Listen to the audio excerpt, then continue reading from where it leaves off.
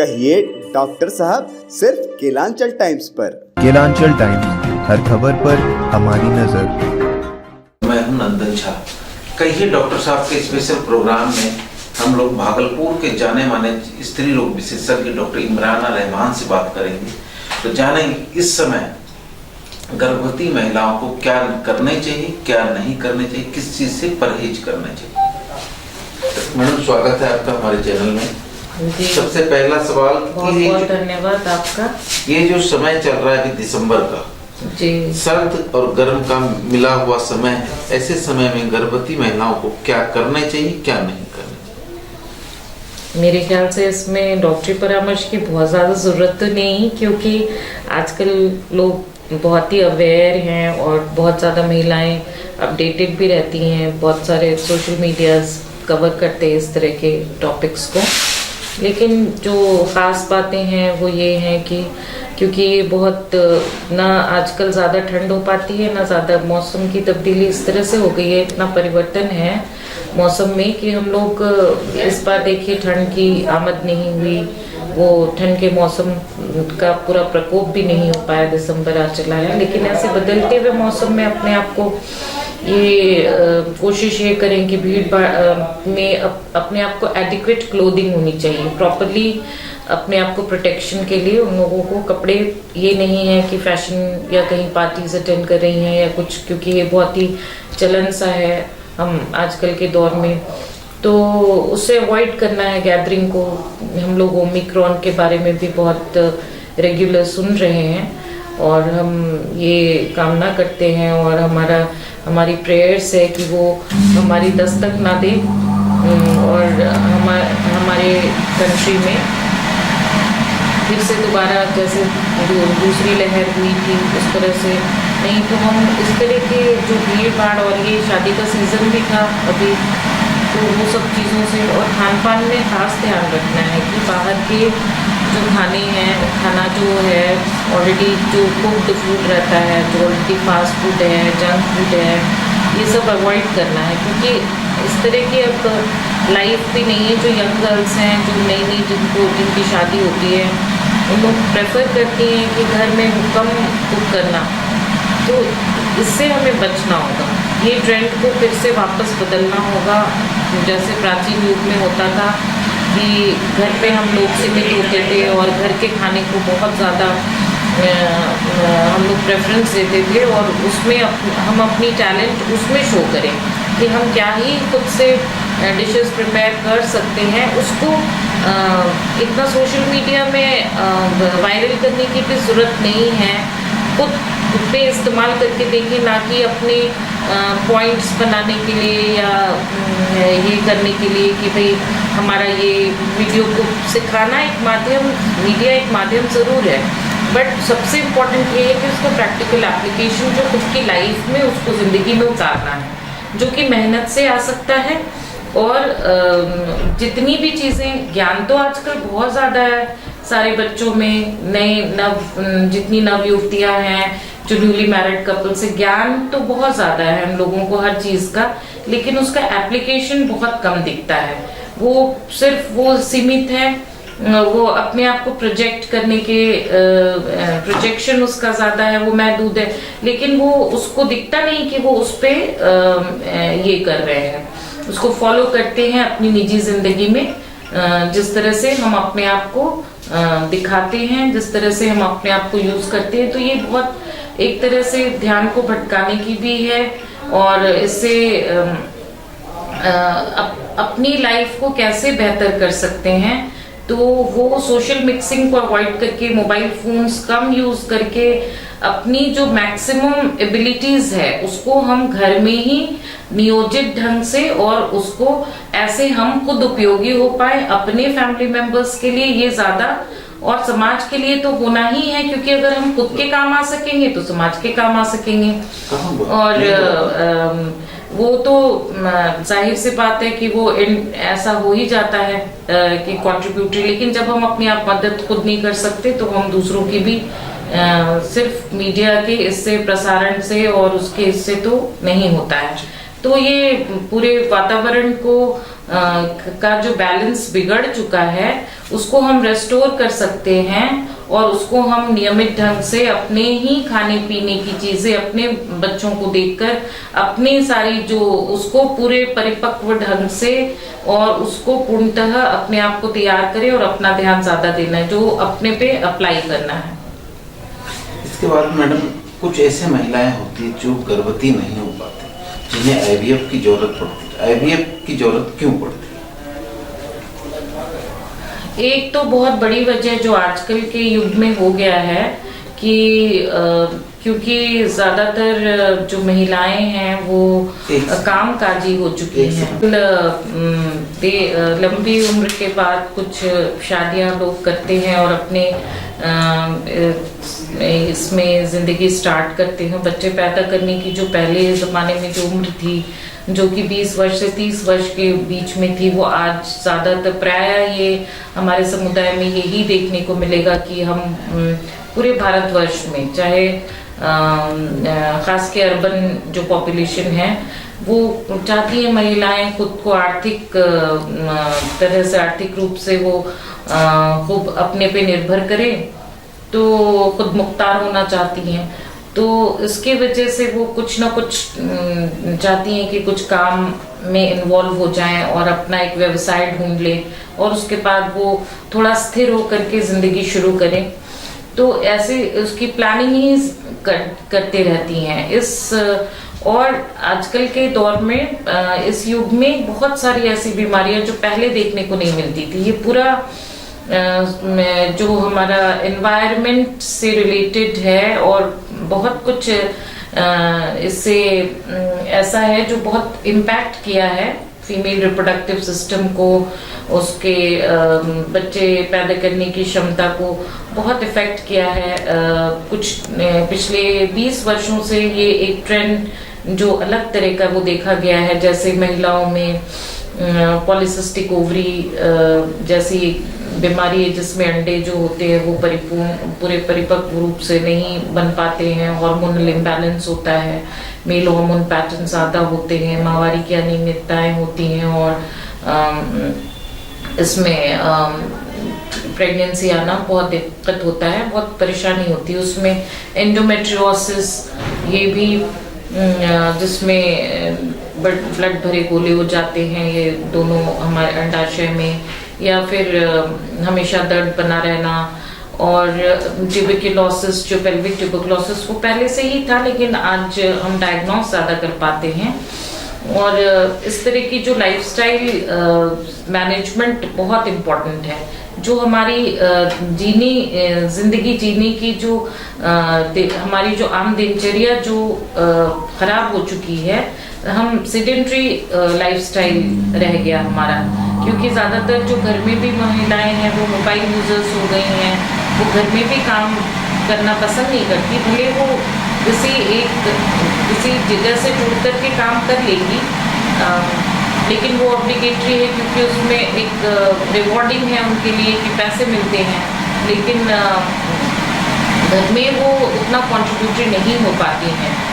तो एक ये सारी जो लाइफस्टाइल चेंजेस हैं, जिसमें हम आजकल के बच्चे बिल्कुल भी बाहर खेल नहीं सकते, फिजिकल एक्सरसाइजेस बहुत कम है, फूड हैबिट्स डिफरेंट है और जंक फूड की तरफ ज़्यादा ध्यान है, और जितनी भी जो पूरी एनवायरनमेंट में प्लास्टिक्स का यूज, ईस्ट्रोजन्स बहुत ज़्यादा है, जिसमें हर फूड में हमारा ऐसा है जो प्रिजर्वेटिव्स मिला हुआ है, या जो पुराने बर्तनों में हम आयरन वाले या पीतल में, कांसे में या मिट्टी में, ये सब में खाना बनाया करते थे। फर्टिलाइजर्स का यूज़ बहुत ज़्यादा है, हमारे पूरा पर्यावरण को दूषित कर रहा है, जो कि तो ये सारी जो खेत में जो पूरा जो अनाज भी देखने में तो खूबसूरत होता है, लेकिन उसकी न्यूट्रिएंट वैल्यू बहुत कम है। तो ये सारी चीज़ें ऑल टुगेदर जो पर्यावरण, दूषित पर्यावरण से लेके जो नई नई बीमारियां जो बहुत आम हो गई हैं, अब जैसे पॉलिसिस्टिक ओवरी ले लें तो हमारे इनफर्टिलिटी के केसेस में अराउंड 40% है, एंडोमेट्रियोसिस 60 to 70% केसेस हैं, ट्यूबरक्लोसिस एक अंडरलाइंग फिनोमेना है जो कि आमतर ट्यूबल ब्लॉक का बहुत बड़ा कारण है, जिसकी वजह से और देर से अपनी जो लाइफ स्टार्ट करती हैं तो उनके अंडाशय 30 साल की उम्र जो हम समझते हैं कि सबसे ज्यादा प्रोडक्टिव उम्र है, हाई फेकेंडिटी है, जिसमें सबसे ज्यादा बच्चे पर, उस वक्त भी अंडे जो होते हैं वो बहुत ही कम रह जाते हैं किसी भी एक्टिव नॉर्मल रिप्रोडक्टिव महिला को। और हमारे हिंदुस्तान में ये जो अंडाशय से जो अंडे निकलते हैं और अच्छे क्वालिटी एग्स जो होते हैं, जो बिल्कुल हेल्दी एग्स होते हैं जिसमें कोई डीएनए एरर नहीं या कोई मियोटिक डिवीजन नहीं, तो मियोटिक डिसजंक्शन की वजह से या उसमें कोई ऐसी त्रुटि नहीं होती। ये त्रुटि रहित अंडे जो होते हैं, जो अच्छी क्वालिटी के एग्स जो है, वो एक 35 वर्ष के बाद से वो बहुत ही घटने लगता है। तो वो एक तरह का बेंचमार्क है, एक तरह की डेडलाइन है, और उसके बाद उसकी अंडाशय से अंडे पैदा करने की जो क्षमता है वो काफी जल्दी क्षीण होने लगती है, बहुत ही प्रोग्रेसिवली डिक्लाइन होती है, उसकी एंट्रल एमएच वैल्यूज बहुत कम होने लगती हैं। तो इसको वो कब जिंदगी आगे ससर जाती है और गुजर जाती है और बढ़ जाती है पता नहीं चलता। लोग अपने काम में बिजी हो जाते हैं और इसको बैक सीट पे लेकर चले गए हैं, जो इसको उतना महत्व और इसको इम्पोर्टेंस नहीं दे रहे हैं कि ये इसका एक भगवान ने एक वक्त तय किया हुआ है, मुकर्रर किया हुआ है कि ये नेचुरल जो प्राकृतिक रूप से जो खुद से अपनी जो क्षमता है वो 35 वर्ष तक तो बहुत अच्छी रहती है और उसके बाद साथ में उसके बाद वो घटने लगती है। तो वो अंडाशय की भी बहुत कमी हो जाना, अंडाशय की क्वालिटी इसलिए घटती है कि नई नई जो बीमारियां बहुत उत्पन्न हो गई हैं जो बहुत अंडे को खराब कर देती है। ज्यादातर लोग इसी से ग्रसित हैं महिलाएं, पीसीओएस, एंडोमेट्रियोसिस, एडिनोमायोसिस, यूट्रस का मोटा हो जाना, उसकी परत उसकी दीवार का मोटा हो जाना और उसको कांस्टेंट पेन होना। फिर कुछ मेल फैक्टर भी, पैरामीटर्स भी कम हो गए हैं, कुछ जैसे कुछ ड्रग्स के इस्तेमाल से या कुछ अपने ये सेवन करते हैं अगर अल्कोहल मेल पार्टनर भी, तो उससे भी थोड़ी क्वालिटी कॉम्प्रोमाइज होती है। फिर जो ऐसी जो हमारी जो जीवन शैली है वो बहुत ही प्रभावित हुई है, इतना ज्यादा प्रभावित हुई है कि वो हमारे बेडरूम तक असर कर रही है। तो उसकी वजह से वो इस चीज का जो इम्पोर्टेंस खो दिया गया है, तो वो लोग समझते हैं कि एक बर्डन हो गया है, जैसे एक बच्चा पैदा करना है वो भी एक ऑब्लिगेशन के तहत अगर कोई बड़े बूढ़े ने टोक दिया या घर के जो लोग हैं समाज में उनकी वजह से भी, नहीं तो शायद वो ऐसे ही रह जाएं आजकल के जो कपल्स हैं यंग, और उन्हें ऐसा जरूरत भी नहीं महसूस होती है क्योंकि आपको इन्वॉल्व रखने के लिए, एंटरटेन रखने के लिए ही काफी कुछ चीजें समाज में मुहैया हैं और आज के वातावरण में सब कुछ है। तो लोगों को वैसा अर्ज भी नहीं होता है कि इतना जरूरी है। फिर जब वक्त निकल जाता है तो उन्हें लगता है, और कुछ प्रेशर सोसाइटी बनाती है या घर के लोग बनाते हैं, समाज में फैमिली मेंबर्स जो एल्डर होते हैं, तो वो फिर आती हैं कि नहीं अब तो जरूरी हो गया है शायद ये काम, तो उस वजह से लोग आ पाते हैं और ये सारी बीमारियां मिलकर के एक पूरा सा सब चीज को डिसरप्ट कर दिए हैं उसके साथ में। और जब एक वक्त निकल जाता है तो उसके बाद फिर हमें उसको आर्टिफिशियली हमें बहुत सारी पद्धति की मदद लेनी पड़ती है। अब ट्यूब बंद हो गए या उनकी अंडे को डेवलप करने के लिए, मैच्योर कराने के लिए ड्रग्स की सहायता लेनी पड़ती है। फिर उसको मॉनिटर करना होगा तो अल्ट्रासाउंड करना पड़ेगा कि वो रप्चर हो रहा है कि नहीं, अगर उसके फॉलिकल्स बन रहे हैं, अगर मेल पैरामीटर्स कॉम्प्रोमाइज्ड हैं तो उन्हें इम्प्रूव करना होगा उसके लिए भी। तो फिर ये सारी चीजें फिर एक असिस्टेड रिप्रोडक्टिव टेक्निक्स के लिए मतलब उन्हें जरूरत पड़ती है उसके बाद। तो ये ज्यादातर वजह है लेट मैरिजेस और चेंजिंग लाइफस्टाइल, चेंजिंग पूरा जो पैटर्न है फूड हैबिट्स, और ये बहुत बड़ी वजह है। और साथ में ये सारी वजह जन्म देती है नए नए बीमारी, ओबेसिटी, मोटा होना, कम जो रेगुलर फिजिकल एक्सरसाइज नहीं है। और बच्चे से तो जो बच्चा भी पैदा हो रहा है इतनी सारी आर्टिफिशियल टेक्निक से, उसकी भी प्रोग्रामिंग, इंट्रायूट्राइन जो प्रोग्रामिंग है वो भी उसी तरह से हो जाती है कि वो भी अफेक्टेड हो जाता है बच्चा। वो भी फ्यूचर में जो बच्चा होगा और वो एडोलेसेंस से ही उसमें मोटापा होना और भी परेशानियां उसको, ये सारी बीमारियां जो मदर अगर PCOS है तो या एंडोमेट्रियोसिस से ग्रसित है तो वो बच्चे भी उस तरह से हो जाएंगे। तो ये एक तरह से काउंटर प्रोडक्टिव फिनोमेना हो जाता है। आप भी आपके यहाँ भी IVF सेंटर क्या सक्सेस रेशियो रहा है 2000? औसतन एवरेज हमारा रिजल्ट अच्छा है, किसी बार तो बहुत अच्छा हो जाता है, लेकिन एवरेज 50 to 60% औसतन हमने। आपके क्लिनिक में क्या क्या सुविधाएं हैं? ऐसे देखने सारी कुछ चीज़ें हैं, जैसे मिनिमल जो सुविधाएं, मिनिमलिस्ट जो एक इंफ्रास्ट्रक्चर कोई भी ऑब्स्टेटिकल गायनेकोलॉजिकल सेटअप का होना चाहिए। वो एक अल्ट्रासाउंड है जो कि दोनों ऑब्स्टेटिक्स में भी मदद करता है, गायनेकोलॉजी में भी, दोनों फील्ड में। बिना उसके तो वो एक इंटीग्रल पार्ट है, उसके बिना अधूरा है बिना अल्ट्रासाउंड खुद का सेटअप होना। क्योंकि हम बहुत बार ऐसे इमरजेंसी सिचुएशंस में होते हैं जब हम पेशेंट को रेफर नहीं कर सकते, पेशेंट इतनी क्रिटिकल होती है, तो जितनी देर में हम करें तो थोड़ा और ज़्यादा लॉस हो जाता है पेशेंट का, चाहे ब्लड लॉस हो, चाहे और उसकी जो सीरियसनेस हो वो ज़्यादा हो जाती है। और फिर लेप्रोस्कोपी, हिस्ट्रोस्कोपी, IVF फैसिलिटीज़, फिर ICU में भी जो एक बेसिक इंफ्रास्ट्रक्चर होना चाहिए वो सारी चीज़ें हैं। क्योंकि अगर कुछ भी इस तरह के केसेस होते हैं तो हमें हर चीज़ के लिए, इमरजेंसी सिचुएशन के लिए अपने आप को प्रिपेयर्ड रखना होगा। जैसे मैडम डॉक्टर ने बताया कि हमारे यहाँ पर IVF के अलावा अल्ट्रासाउंड जांच सारी सुविधाएं उपलब्ध है, लेप्रोस्कोपी की भी सुविधाएं उपलब्ध है।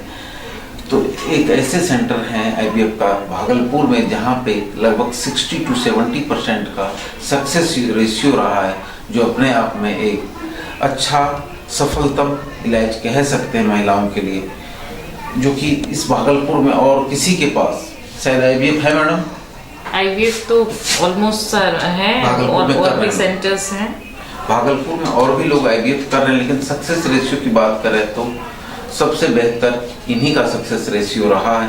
तो इसीलिए इस क्षेत्र के तमाम लोगों से अनुरोध है जिन्हें भी IVF की जरूरत पड़े एक बार जरूर एडवांस फर्टिलिटी सेंटर में आवें और अपना चेकअप कराएं। धन्यवाद। केलांचल टाइम्स, हर खबर पर हमारी नजर।